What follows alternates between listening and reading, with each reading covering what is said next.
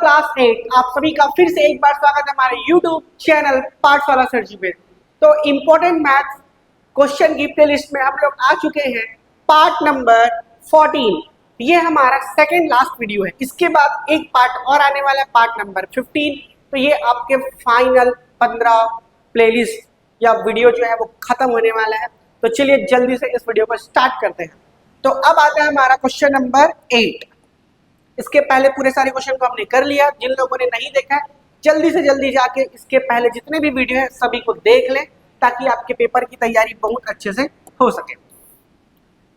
तो पहला क्वेश्चन है इसमें से 3/5 की पावर 2 1/3 की पावर 2 ऐसा क्वेश्चन है।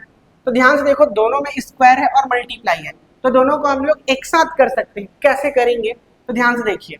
सबसे पहले फॉर्मूला लगेगा क्या, a की पावर m इंटू b की पावर m, क्योंकि a और b अलग अलग है लेकिन पावर तो सेम है। तो इसको लिख सकते हैं हम लोग a इंटू बी और दोनों की पावर में m। क्या बात है, क्लियर। तो इसको लिखते हैं हम लोग 3/5 इंटू 1/3 और दोनों की पावर में 2। ये फॉर्मूला कब काम आएगा, जब दोनों का पावर क्या होगा, सेम होगा। अब ध्यान से देखने पर आपको पता चलेगा कि 3 ऊपर है और 3 नीचे है। ये हो गया आपका कैंसर। अब बचेगा आपके पास 1/5 और पावर में 2। 1 का स्क्वायर तो 1 ही होता है, 5 का स्क्वायर कितना होगा 25। ये रहेगा आपका फाइनल आंसर। क्लियर है, 2 मार्क्स का इजी क्वेश्चन है। चलते हैं अगले क्वेश्चन की ओर। तो ये रहा हमारा अगला क्वेश्चन। एक रेखाखंड AB को 10 सेंटीमीटर खींचे और इसे 4 समान भाग में विभाजित किए। इस टाइप का और क्वेश्चन मैंने काफी पहले करा चुका है, फिर भी इसको हम लोग देख लेते हैं। तो ऐसा क्वेश्चन पेपर में जरूर आएगा, इसको अच्छे से बना लेना, ठीक है। चलिए, तो सबसे पहले बोला ड्रॉ अ लाइन 10 सेंटीमीटर। तो यहाँ पे हम लोग लाइन खींचेंगे 10 सेंटीमीटर का लाइन, जिसको नाम दे देता हूं मैं A और ये B। क्लियर है, AX और BY। चलिए, अब उसके बाद ध्यान से A पे एंगल रखना है और आपको इसमें कुछ एंगल का नाम दिया है क्या, सेंटीमीटर। और एक्यूट एंगल क्या बोला है, एक्यूट। एक्यूट एंगल का मतलब होता है 90 डिग्री से छोटा। एक्यूट मतलब होता है 90 डिग्री से छोटा, और हिंदी में बोलते हैं इसको न्यून कोण, ठीक है। तो आप ले लेना 30 से 40 के बीच में, ठीक है, या तो 30 ही ले लेना। 30 डिग्री का एंगल बनाना इस तरफ ऐसे, A से लेके X और B से लेके 30 डिग्री का यहाँ पे। अब यहाँ पे नीचे रखोगे इस तरफ इस पे, और ये 30 डिग्री इधर से ऐसे नापोगे, ये बनेगा ऐसे। क्लियर है, तो 30-30 डिग्री का हमने बना दिया। इसमें पूछा नहीं है कितने डिग्री का बनाना है, आपको एक्यूट एंगल बनाना है, ठीक है। अब आते हैं हम लोग अगले पॉइंट पे, इसको नाम दे देना हमने Y। चलो, अब एक प्रॉपर तो प्रोटेक्टर को सेट कर लेना, जैसे ये है, थोड़ा सा इसको फैला लेना। अब फैलाने के बाद, ठीक है, बराबर उसको बिना हिलाए, कितने पार्ट्स में बोला है, 4 पार्ट्स में। तो पहले सबसे पहले A पे रखेंगे 1 2 3 और ये 4, ठीक है, ऊपर 4 हो गए। अब B पे रखेंगे 1 2 3 और ये 4। क्लियर है, ऊपर जो रहेगा वही नीचे भी रखना। अब इसको नाम दे देना, एक इधर जा रहा है X की ओर, इसको नाम देंगे X1 X2 X3 X4। वैसे B पे कहाँ जा रहा है, Y की ओर।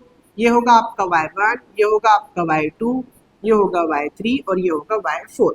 बस इतना ही करना था। अब इसके बाद जो फाइनल चीज है वो करना है, स्केल लेना है और स्केल से किसको मिलाना है, X4 को B से। किसको, X को नहीं मिलाना है, किसको, 1 2 3 4 चौथे लाइन को X4 को किससे, B से। ये हो गया, क्लियर।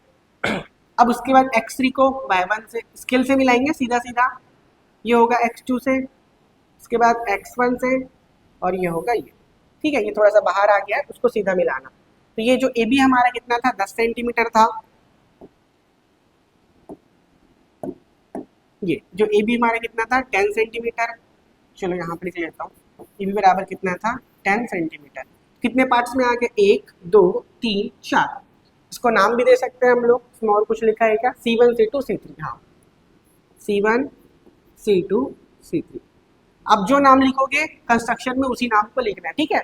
यहाँ पहले से मैंने लिखवा दिया इसलिए देख के लिख रहा हूँ नाम C1 C2 C3। बाकी तो आप इसको कुछ भी नाम दे सकते हो, K दोगे तो K1 K2 K3 हो जाएगा, इधर जो देगो वही M रहेगा तो M1 M2, तो जो देना आप दे सकते हो नाम को। C1 C2 ये हो गया। तो ये आपका 4 पार्ट बोला था, ये हो गया 2.5 सेंटीमीटर, ये भी हो गया आपका 2.5, ये भी हो गया 2.5 और ये भी हो गया 2.5।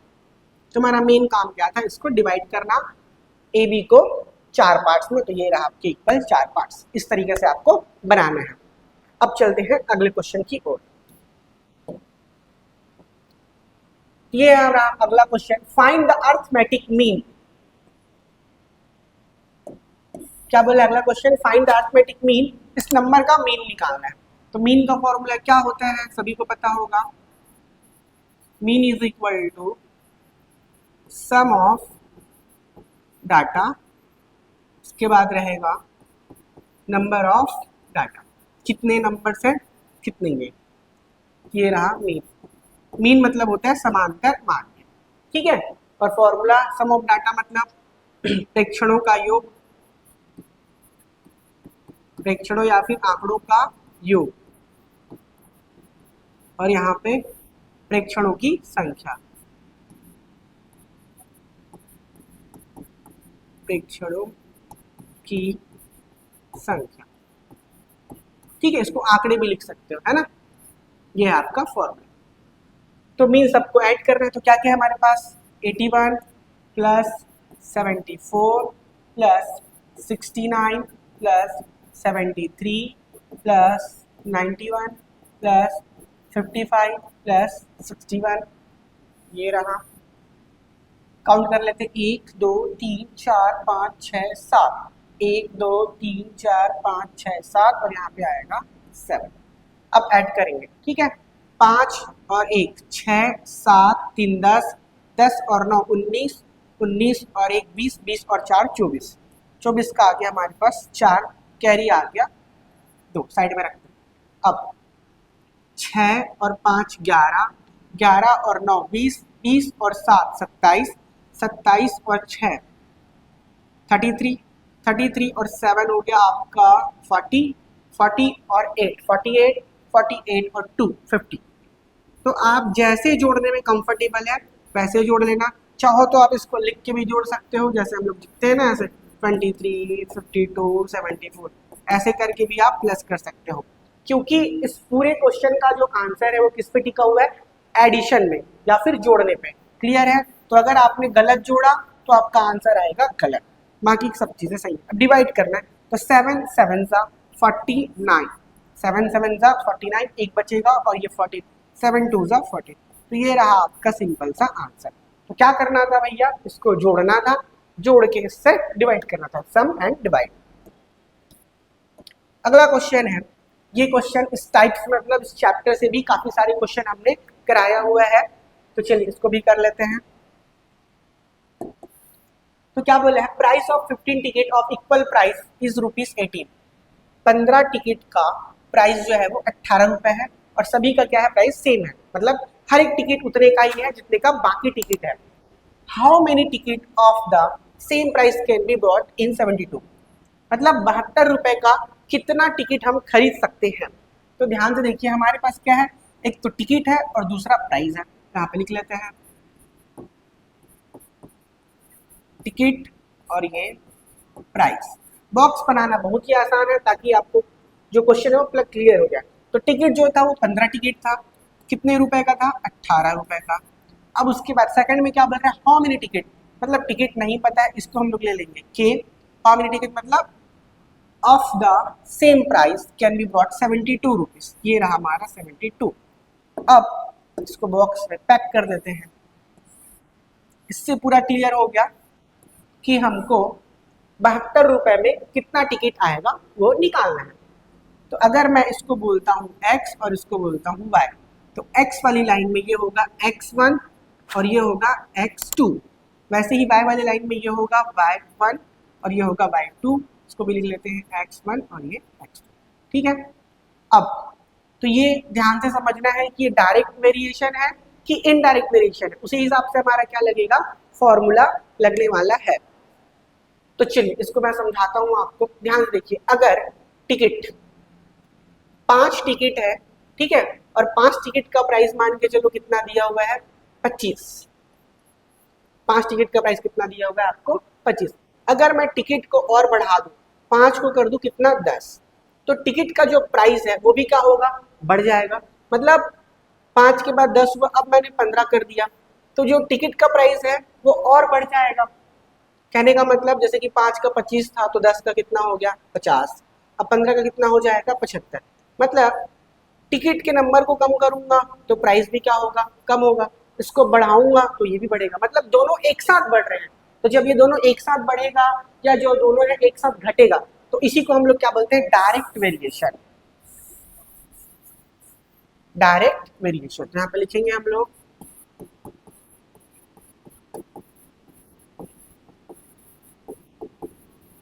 ठीक है, डायरेक्ट वेरिएशन।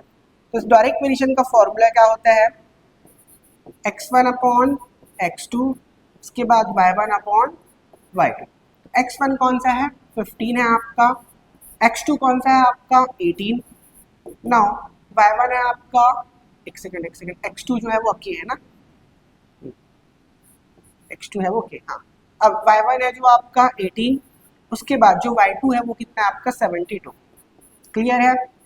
देखो वैल्यू ऐसी ध्यान से रखना, क्योंकि वैल्यू रखते समय गलत आया तो फिर आंसर भी इधर क्या होगा, गलत आएगा, है ना।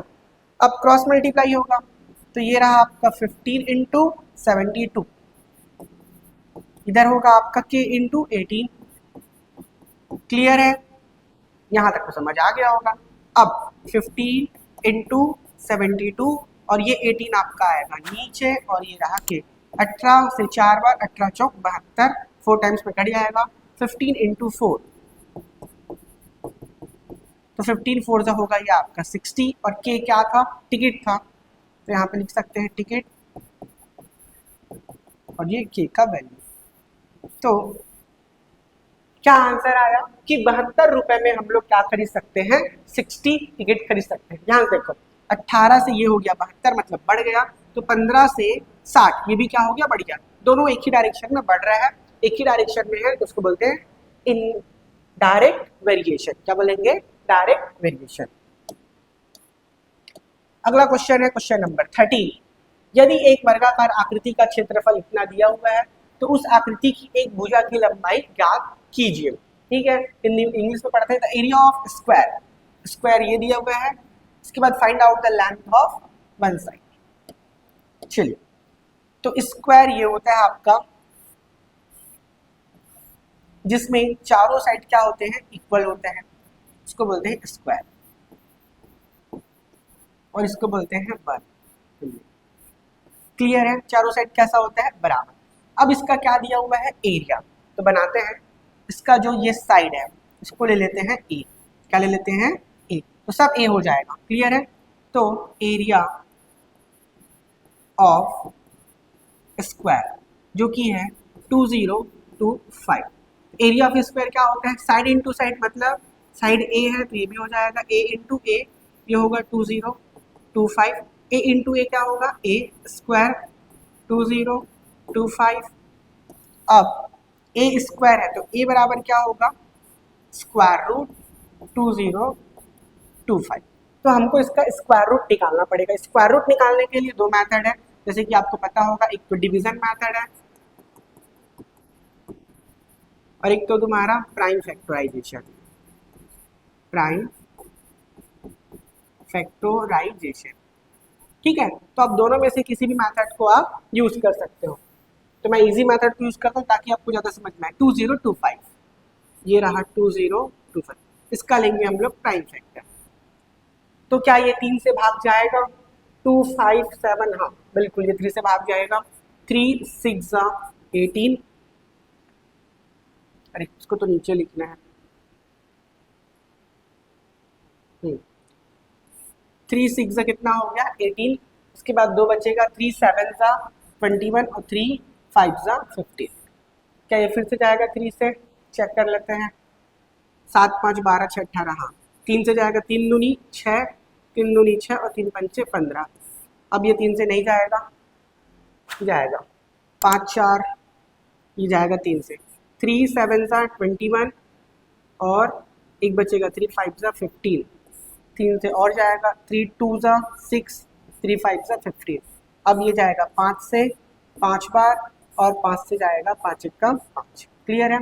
तो हमारे पास क्या क्या आया, 3 आया 2 बार ये, और 5 आया 1 बार। तो इसको लिखेंगे कैसे, चलो इसको भी कर याद देता हूँ मैं। ये रहा आपका 3, 1 2 3 4 5 और ये 5। क्लियर है? तो इसका जोड़ा बन गया, इसका पेयर बन गया और इसका पेयर बन गया। तो ए बराबर आएगा, एक में से 3 बाहर निकलेगा, इसमें से भी एक 3 बाहर निकलेगा और इसमें से निकलेगा 5। जब 2 का पेयर बनेगा तब एक नंबर बाहर निकलेगा, इसको याद रखना। तो फाइनल आंसर आएगा 3 3 9, 3 3 से कितना हो गया आपका 9 और 9 5 से कितना हो गया 45। तो ये आएगा सेंटीमीटर। तो जिसका एक साइड कितना है 45। भुजा की लंबाई कितना हो जाएगा 45। मतलब ये जो ए बराबर है वो कितना आ गया 45 सेंटीमीटर। तो ये भी 45, ये तीनों साइड कितना, चारों साइड कितना हो जाएगा 45 सेंटीमीटर। तो सिंपल सा आंसर था। चलिए अब चलते हैं अगले क्वेश्चन की ओर। ये रहा हमारा गुणनखंड। गुणनखंडन की पहचान का प्रयोग करें। ठीक है, क्वेश्चन इसमें गलत लिख दिया है। सबसे पहले क्या होगा, इसको आइडेंटिटी फॉर्मूला से सॉल्व करना है। Use identity of factorization. ठीक है, तो सर्वसमीका की प्रयोग से क्या करना है, इसको हल करना है। तो ध्यान से देखो, 9x² और 121 ये दिख रहा है आपको इस तरीके से, a² माइनस b²। इसको लिखेंगे हम लोग a माइनस b और लिखेंगे a प्लस b। क्लियर है? लेकिन अभी ये a² के फॉर्म में नहीं, तो उसको चेंज करेंगे। तो 9 का स्क्वायर रूट लेंगे हम लोग, क्या आएगा 3, और x का स्क्वायर रूट लेंगे x। अब इसको लिख सकते हैं स्क्वायर, क्योंकि 3 का स्क्वायर होगा 9 और x² का ये x। क्लियर? माइनस का माइनस, 121 का स्क्वायर रूट होगा 11 और y² का y, ये आएगा स्क्वायर। 11 का स्क्वायर 121, y का स्क्वायर 22। क्लियर है? इतना तो आपको पता होना चाहिए। अब ये रहा a और ये रहा b। अब यहाँ पे फॉर्मूला काम करेगा। तो a बराबर यहाँ पास है 3x और b बराबर है हमारे पास 11y। क्लियर है? तो हमको क्या लिखना है, a माइनस बी। तो यहाँ से लिखेंगे हम लोग 3x माइनस 11y एक बार, और एक बार लिखेंगे प्लस में, तो 3x प्लस 11। ये रहा आपका सिंपल सा आंसर। तो इसमें इतना ही मेहनत है बस, और आपको इजीली मार्क्स इसमें मिल जाएगा। अब चलते हैं अगले क्वेश्चन की ओर। ये रहा हमारा अगला क्वेश्चन। तो क्या दिया हुआ है, एक घन की एक भुजा 25 सेंटीमीटर है और दिए गए घन से 5 सेंटीमीटर भुजा वाले कितने घन काटे जा सकते हैं। सिंपल सी बात है, फटाक से बनाते हैं इसको। एक घन मतलब क्यूब, जिसका साइड कितना 25 सेंटीमीटर, ये समझ लो।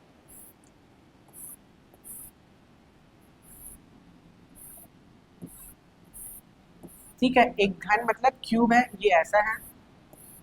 तो इसका जो एक साइड है, चलो यहां से यहां तक ले लो, ये कितना है 25 सेंटीमीटर है। क्लियर?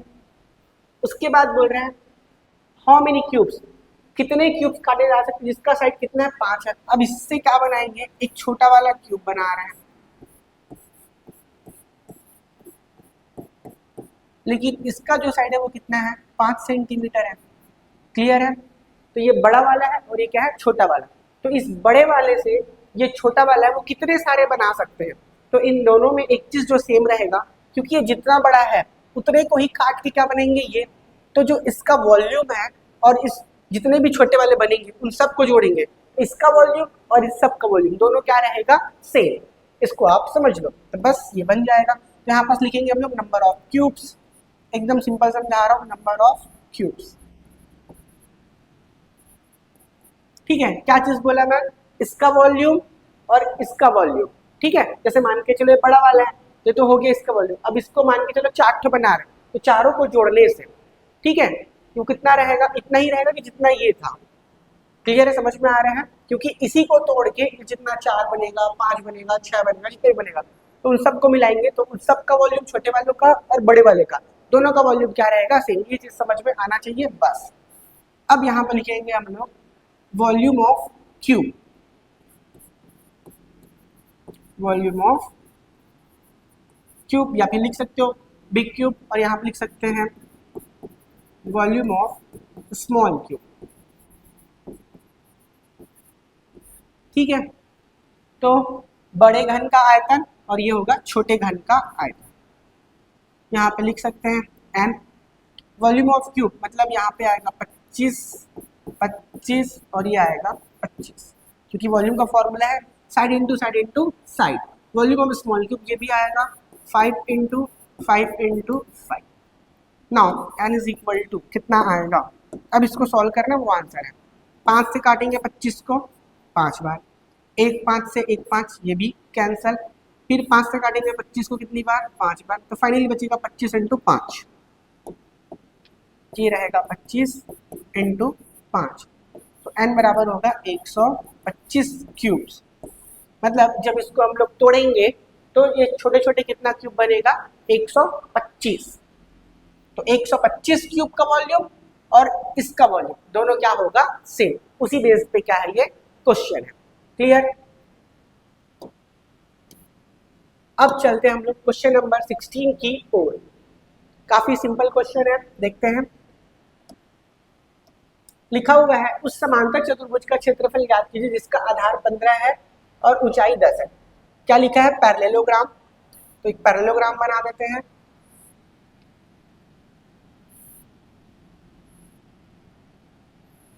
ये आपका पैरेललोग्राम है जिसका बेस, जिसका आधार मतलब 15 और हाइट इस 10 सेंटीमीटर। तो इसमें हाइट आता है ऐसे परपेंडिकुलर, ये इसका हाइट है, तो h बराबर है ये 10 सेंटीमीटर। इसी को क्या बोलते हैं, समांतर चतुर्भुज। ठीक है, या फिर बोलते हैं पैरेललोग्राम।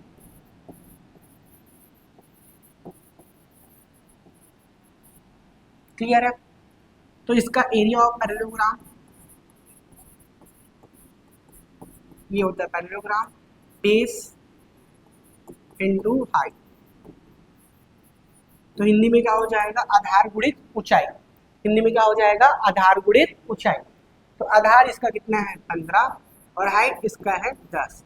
ये बनेगा आपका 150 सेंटीमीटर स्क्वायर, और ये रहा आपका सिंपल सा आंसर। इतना ही आपको लिखना था। क्लियर है। तो इस वीडियो में इतना ही क्वेश्चन है। तो मिलते हैं अगले वीडियो और लास्ट वीडियो में। तब तक के लिए थैंक यू, अलविदा, जय हिंद।